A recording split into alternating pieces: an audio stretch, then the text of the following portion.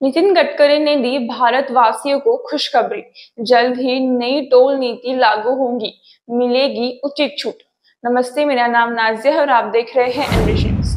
केंद्रीय सड़क परिवहन और राजमार्ग मंत्री नितिन गडकरी ने बुधवार को राज्यसभा में यह जानकारी दी कि सरकार जल्द ही राष्ट्रीय राजमार्गों पर टोल शुल्क को लेकर नई नीति की घोषणा करेगी, जिसमें उपभोक्ताओं को उचित छूट दी जाएगी। गडकरी ने कहा कि सरकार सड़क निर्माण पर बहुत पैसा खर्च कर रही है, इसलिए टोल शुल्क आवश्यक है।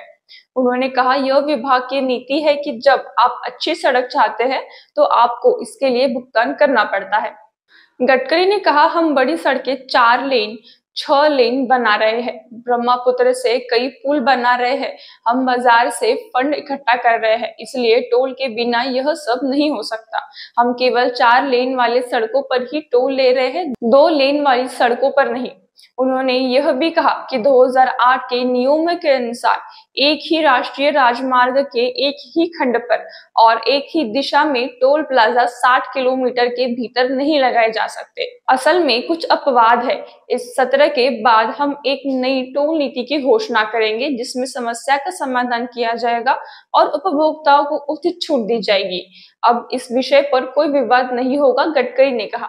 उन्होंने यह भी बताया कि हमारे द्वारा किए गए सभी शुल्क प्लाजा राष्ट्रीय राजमार्ग शुल्क नियम 2008 और संबंधित संविदा समझौता के अनुसार स्थापित किए गए हैं। 2023 से 24 में भारत में टोल संग्रह 64,809.86 करोड़ रुपए तक पहुंच गया है, जो पिछले वर्ष की तुलना में 35% अधिक है।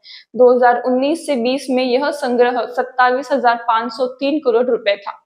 गडकरी की यह घोषणा महाराष्ट्र के लोगों के लिए भी बेहद अहम है, क्योंकि राज्य में सड़क नेटवर्क का विस्तार तेजी से हो रहा है और इससे लाखों नागरिकों को बेहतर यातायात और सस्ती यात्रा का फायदा मिलेगा। आज के लिए बस इतना ही। ऐसे न्यूज और अपडेट्स के लिए हमारे चैनल को सब्सक्राइब और फॉलो करना ना भूलें।